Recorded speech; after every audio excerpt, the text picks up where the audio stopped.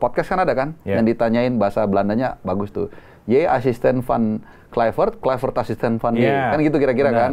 No, itu Sneijder kalau saya yang nanya. Iya, Sneijder. Saya bilang, enggak, saya asistennya Kluivert. Kenapa mereka nanya gitu? Karena itu tidak umum. Udah pasti orang tahu Pastoor lebih pintar. Beda dengan STY. STY ini semuanya nih anak buahnya dia nih. Dibawa oleh dia. Dibawa sama dia. Makanya kan katanya gajinya tuh sekian, sama dia tuh disalur-salurin tuh. Seperti itu. Jadi ya orang ini pasti nurut. Memang terkesan diktator. Tapi ya pelatih di dalam ruang ganti mesti begitu dong.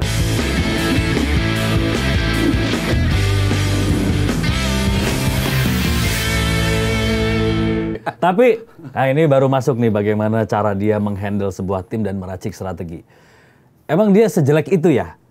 Atau gini, katanya nggak punya taktik, bahkan nggak ada simulasi taktik sebelum pertandingan. Iya, kalau menurut gue gini loh. Sintayong sangat mengenal pemain-pemainnya gitu loh. Satu pemain dia kelebihan kekurangannya apa.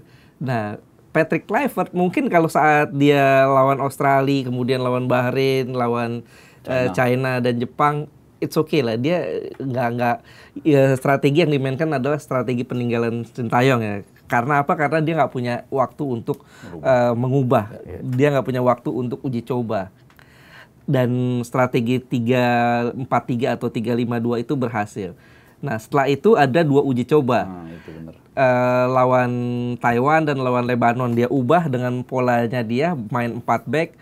Dan berhasil lawan Taiwan. Kemudian lawan Lebanon.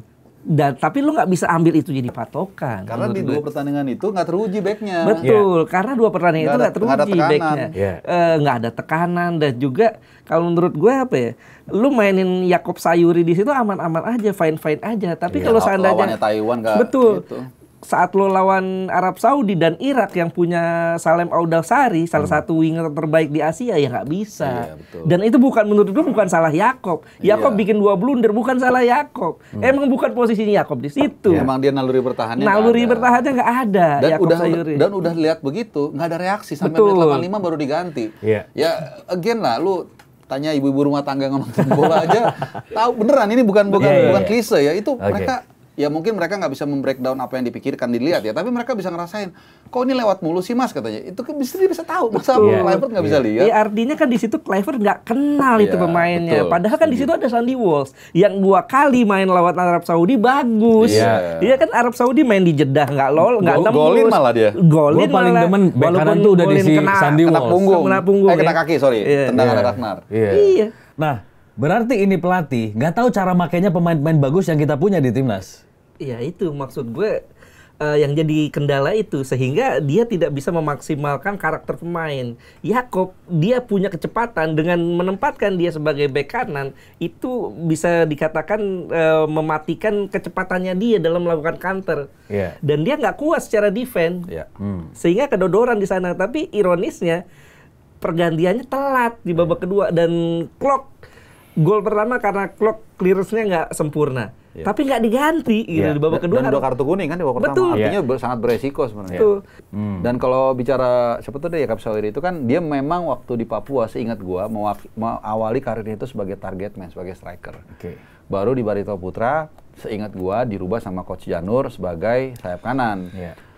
Dan di PSM dia sukses sampai di Malut. Artinya selama hidupnya itu dia hampir atau sangat jarang banget bermain sebagai bek kanan dalam formasi 4 bek.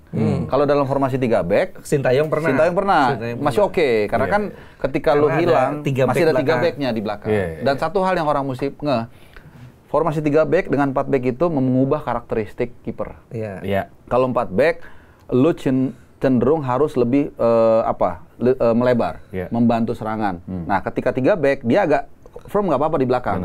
Nah, ini yang terjadi ketika 4 bek. Paes kan biasa main 3 bek kan, jadi dia nggak terlalu ngebuka, makanya Rido disalahin. Padahal sebenarnya ada andil juga kalau kita mau jujur, si Paes yang tidak membuka ruang untuk di back pass. Itu kenapa? Ya itu tadi itu, karena dia bermain sebagai 3 bek biasa. Nah ketika kita main 4 bek di Surabaya, Paes kan nggak main. Nah itu jadi itu hal-hal detail seperti itu, menurut gua Kluivert gagal dalam mengantisipasi.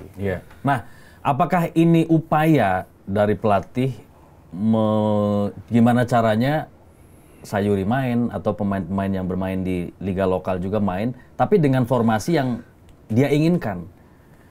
Dengan pola 4 back misalnya, Sayuri lagi on fire. Dan kalau kita lihat Kevin Dix dengan formasi 4 ditarik ke tengah. Lihat lagi Sandy Walsh mungkin nggak terlalu in ya. Akhirnya ya udah pilihannya adalah Sayuri, dan gimana caranya Sayuri bisa dimainkan, akhirnya ditaruhlah di sisi kanan. Kalau di depan dia udah taruh Beckham misalnya atau Emiliano. Iya betul, makanya ya udah ini gimana caranya Sayuri tetap main tapi dengan pola yang keinginan gua. Kalau bilang nggak bisa lah, maksudnya gini loh, sebagai pelatih lu kan punya otoritas penuh kan untuk menentukan formasi dan juga komposisi. Jadi itu whatever you want to put the players, komposisi seperti apa mainnya itu urusan lu. Makanya kan sempat ada beredar rumor kan, katanya nggak enak kalau nggak mainin pemain lokal. Menurut gua atau bahkan ada klausul katanya. Wah itu sih gua nggak tahu ya kalau ada klausul. Tapi ada rumor yang mengatakan seperti itu, katanya PK dan kawan-kawan nggak enak kalau nggak main pemain lokal. Gua rasa itu bullshit lah, nggak ada itu. Dan kalau itu ada, berarti dia bukan pelatih yang independen. Yang berani mengambil keputusan sesuai dengan kapasitas dia. Orang kita udah jelas-jelas dengan segala hormat ya, misalnya untuk tim nasional mungkin Beckham Putra starter di partai segitu belum cocok. Jacob Sayuri tadi sudah dijelaskan oleh Ais. Kalau kemudian nggak enak taruh pemain lokal gitu, kayaknya bukan pelatih dunia deh seperti itu. Buat apa kita ngambil legend untuk jadi head coach? Exactly, itu kan yang diharapkan, dia katanya bisa mengendalikan ruang ganti lah, budayanya sama supaya ini bisa kompak. Lah kalau dia sebenarnya gitu aja takut, ya berarti dia memang udah tepat dia dipecat. Tuh. Dan apalagi ada ini kan, bukan isu sebetulnya sudah dipertegas oleh Pak Sumarji kan, bahwa memang sebelum pertandingan tuh ada perdebatan soal formasi itu, formasi dan penempatan pemain antara pelatih dan asisten. Nah ini yang gua nggak ngerti. Logikanya sih antar pelatih dan asisten sih. Kalau aneh kalau lu diskusi sama pemain untuk nentuin formasi itu agak aneh menurut gua. Iya, diskusi boleh aja nanya ya. Betul. Tapi kan faktanya kan ada cuitan perdebatan keras lah ya. Ada perdebatan keras lah intinya. Perdebatannya antara pelatih dengan pelatih atau dengan pemain kan nih kita nggak tahu betul ya. Nah dari situ kan menandakan bahwa secara komunikasi ada masalah juga di sana. Ini kan yang di narasi ini kan yang dikembangkan untuk melakukan pemecatan di pelatih sebelumnya. Dan kalau menurut gue di sebuah tim perdebatan, diskusi panas sebelum pertandingan atau apa, it's okay. Dulu Sir Alex Ferguson pernah lempar sepatu kan kepada David Beckham. Ya artinya hal-hal yang biasa. Jadi kalau sekarang dilaporin kayak gitu-gitu, ada SMA murid yang rokok, digaplok sama kepala sekolahnya dilaporin. Zaman dulu ya kita digaplok, ngadu ke orang tua malah makin dikeramasin. Berarti beneran yang bilang Patrice Evra ya? Kalau apa yang dilakukan Ferguson sekarang tuh udah masuk penjara. Penjara, bener. Ya karena cuma beda tren aja, beda waktu aja. Oke. Sebenarnya udah kita bahas waktu itu. Apakah ini sebenarnya ada perbedaan isi kepala antara Kluivert dengan Alex Pastoor? Kita tahu Alex Pastoor sebenarnya dia think tank. Dia dengan pakemnya sendiri 4-2-3-1 ketika meloloskan Fortuna Sittard ya. Dari ST divisi Almer City, dari Excelsior ST sama Sparta menjuarai ST terus promosi ke Eredivisie gitu kan. Tapi kemudian Patrick juga punya filosofi lain atau punya pakemnya dia sendiri, akhirnya berbenturan di situ. Itu udah pernah kita bahas juga sebenarnya. Gini, kita kembali ke awal-awal kalau kita masih ingat dulu proses pemilihan dari pelatih ini. Kalau kita masih ingat, Pak Erick Thohir saat itu mengatakan pelatihnya saya yang pilih, nanti asistennya saya ajukan kandidatnya, supaya ada kontrol check and balance. Saya bilang, wah ini bahaya juga nih, berarti ada dua kepala kan? Matahari kembar. Matahari kembar di dalam ruang ganti. Kemudian muncul dua nama ini, Patrick Kluivert dan Alex Pastoor, jadi pelatih dan asisten pelatih. Orang-orang Belanda pada rame. Beberapa teman lah kenalan gue bilang, itu aneh banget sih. Aneh kenapa? Patrick Kluivert kan mantan pemain dunia gitu. Gue kan nggak tahu Alex Pastoor tadinya kan.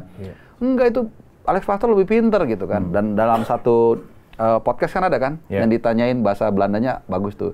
J asisten van Kluivert, Kluivert asisten van J. Kan gitu kira-kira kan. No, itu Snyder kalau saya nanya. Iya, Snyder. Saya bilang, enggak, saya asistennya Kluivert. Kenapa mereka nanya gitu? Karena itu tidak umum. Udah pasti orang tahu Pastoor lebih pinter. Nah, oke lah. Itu dijalankan. Tapi itu udah ada potensi.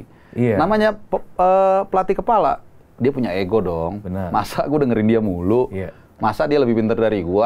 Gue mau pakai ini. Nah, asisten pun juga menjaga ego kan. Aduh, gue tahu nih sebenarnya nggak boleh pakai 4 back misalnya, harusnya 3 back. Cuman gue asisten. Nah, ketika mulai nggak jalan, pasti kan mulai ribut dong.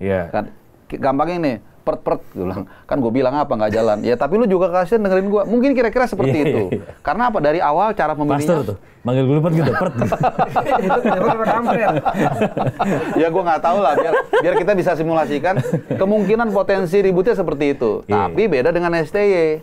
STY ini semuanya nih anak buahnya dia nih. Dibawa oleh dia. Dibawa sama dia. Makanya kan katanya gajinya tuh sekian. Sama dia tuh disalur-salurin tuh seperti itu. Jadi ya orang ini pasti nurut. Memang terkesan diktator. Tapi ya pelatih di dalam ruang ganti mesti begitu dong, mesti tegas. Bener. Nah nanti tinggal evaluasinya ketika lu berhasil atau enggak. Nah ini kalau kita kaitin lagi sama tadi soal pelatih kan harusnya independen, nggak bisa diintervensi dan sebagainya. Dulu kan sempat ada rumor juga tuh, STY salah satu alasannya kenapa dipecat karena STY ini bandel, nggak nurut, katanya nggak bisa diatur. Dalam tanda kutip ya, diaturnya entah diatur apa tuh. Nah ini menurut kalian gimana?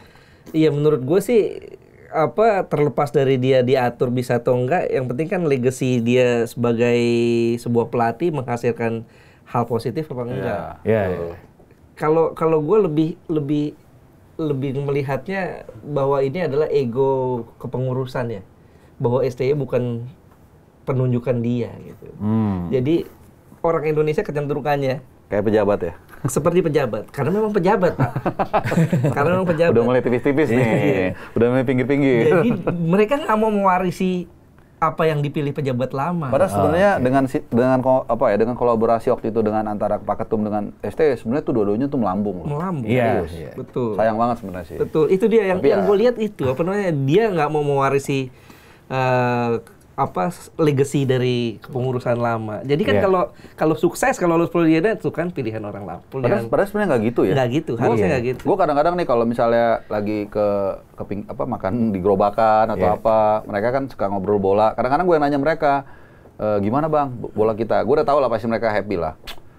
Ketua umum kita bagus bang, Pak Ete, STY juga keren. Selalu begitu. Nah, nama yang bergema di stadion, karena apa? Karena STY kan ada di situ, wajar lah gitu. Tapi tetap sesarnya itu Pak Ketum. Jadi menurut gua kalau boleh mesti kasih saran ya sebenarnya kalau kayak gitu-gitu nggak apa-apa lah. Orang apalagi orang Indonesia gampang gampang senang gitu loh. Pasti akan menghargai juga. Dan orang Indonesia gampang lupa. Betul. Orang percaya orang-orang Indonesia ini lupa bahwa STY itu yang narik siapa.